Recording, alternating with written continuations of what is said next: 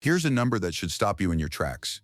Around half of all small businesses in America are gone within 5 years of opening. Not struggling, gone. And of the ones that do make it past 5, most of them won't survive the decade. The reasons are rarely dramatic. It's usually the slow grind of things not quite working, margins that were never quite right, or simply the people holding it all together getting worn down until there's nothing left to hold.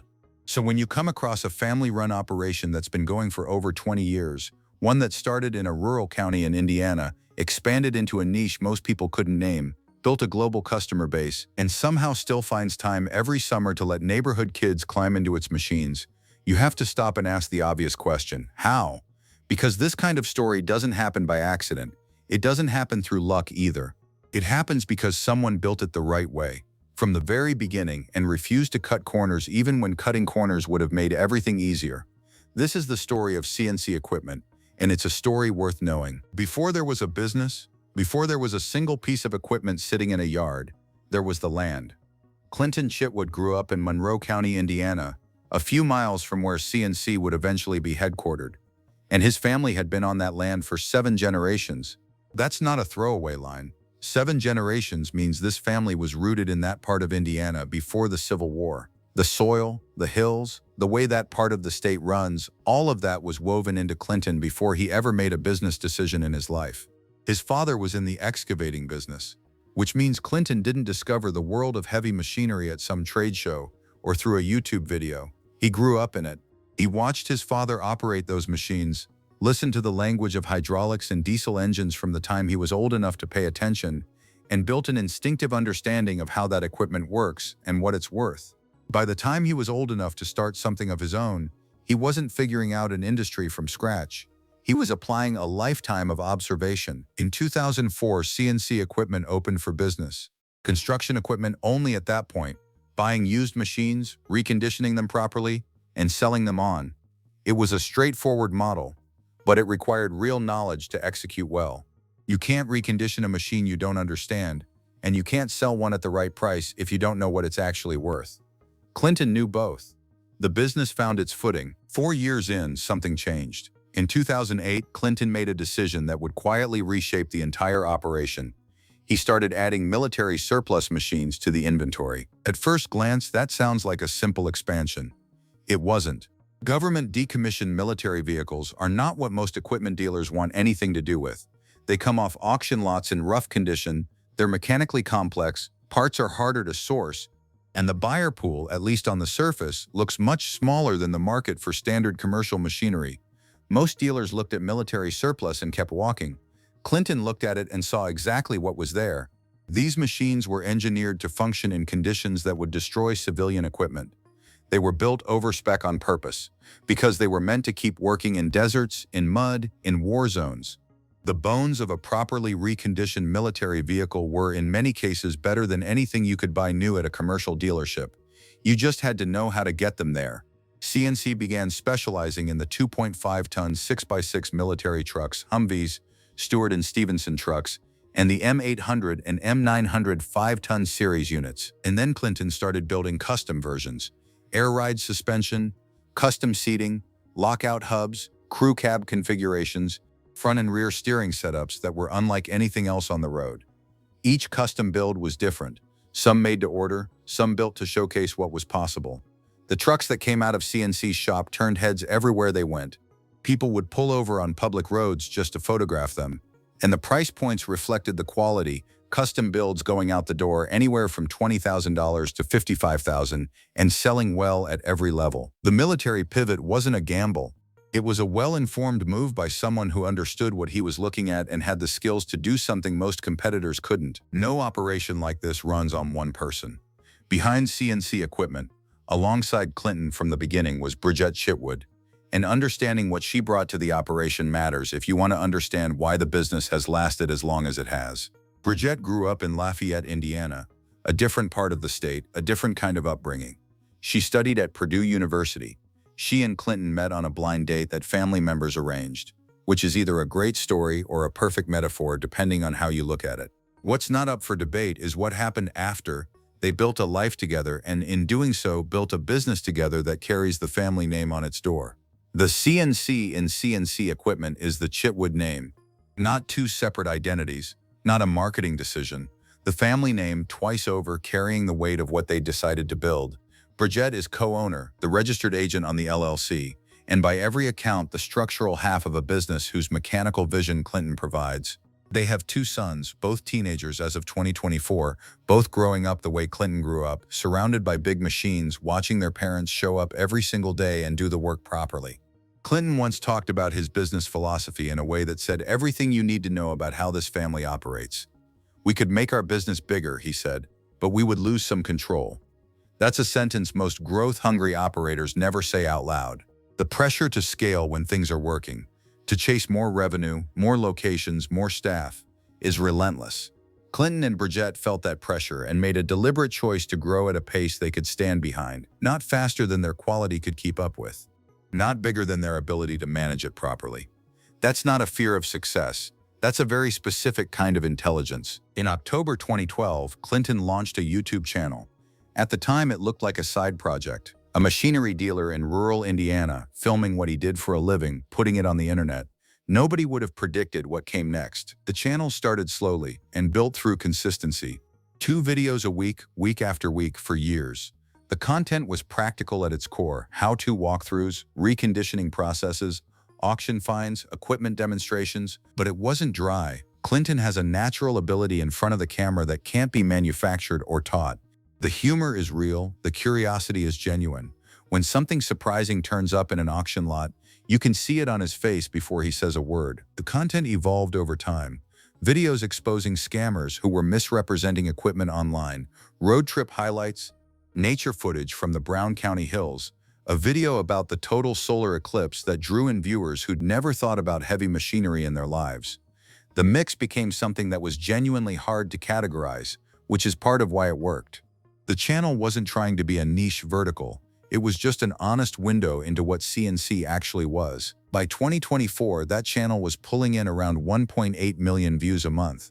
Not a viral spike, a consistent, sustained monthly figure built on over a decade of showing up.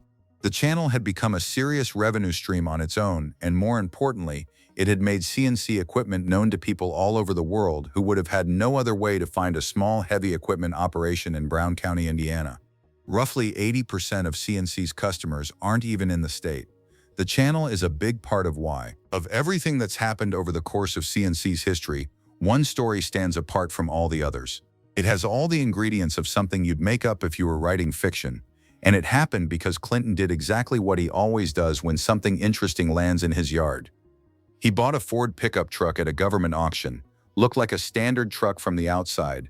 Nothing that flagged it as unusual until they got into it and started finding things. The camper shell wasn't just storage space.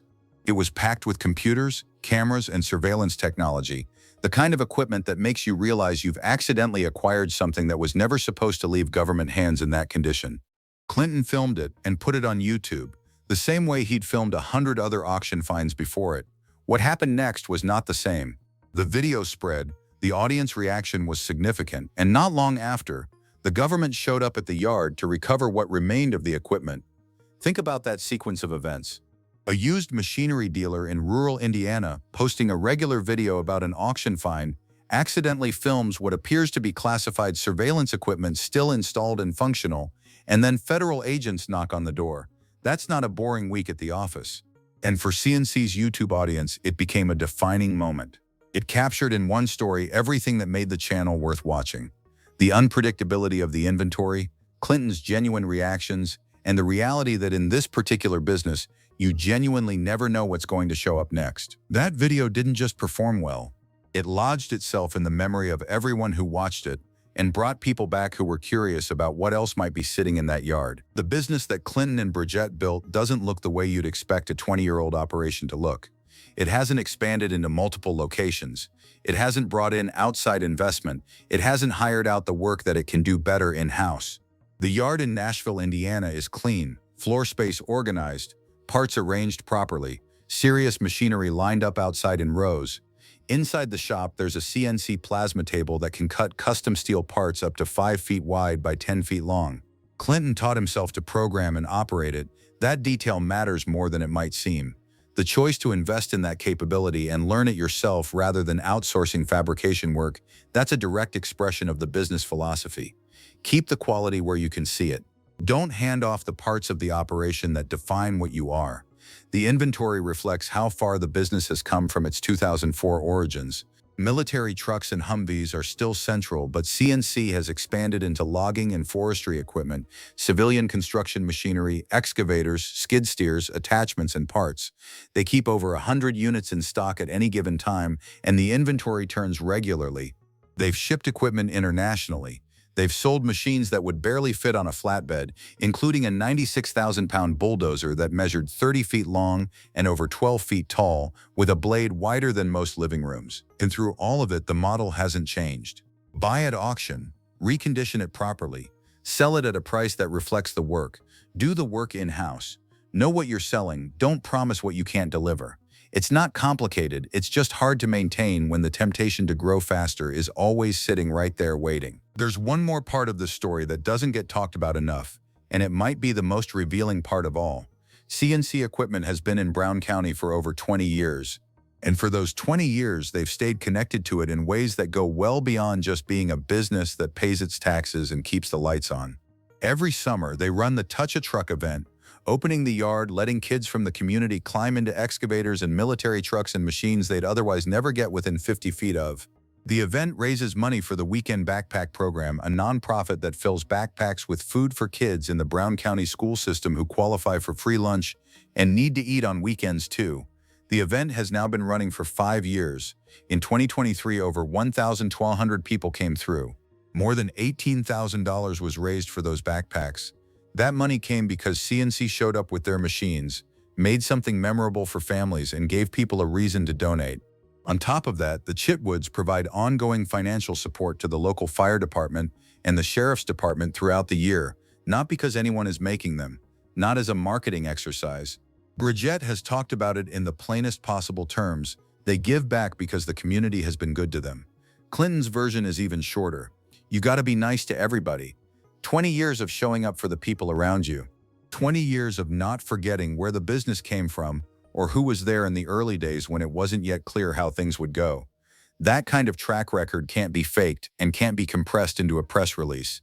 It's just what you do over and over, year after year, until it becomes part of who you are. Here's what all of this adds up to. Clinton Chitwood grew up on land his family had been working for 7 generations. His father operated heavy equipment for a living. Clinton absorbed that world from childhood and then built something of his own on top of it, not a replica of what his father did, but something that carried the same values forward into a completely different time and a completely different market. He started with construction equipment in 2004, when most people in his position would have waited for a safer moment. He pivoted into military surplus in 2008, when most dealers in his position would have steered clear. He launched a YouTube channel in 2012, when most operators in his position would have considered it a waste of time. And when the channel started pulling in nearly 2 million views a month and putting CNC equipment in front of a global audience, he didn't blow up the business model that had gotten him there. He kept the operation in-house, kept the quality high, and kept showing up for Brown County the same way he always had. His sons are teenagers now. They're the same age Clinton was when he was watching his own father work the ground and move the earth. Whether they take what their parents built and carry it further is a question nobody can answer yet. But the thing they're watching, the discipline, the craft, the refusal to compromise, the way you treat the people around you, all of that is going in the same way it went into Clinton when he was standing next to his father watching an excavator work. Most family businesses never get here. Most of them are gone before they ever build anything worth passing down. What CNC equipment built took 20 years, a blind date, 7 generations of Indiana farmland, a government auction that nobody expected, and 2 people who decided early on that they were going to do this the right way or not at all.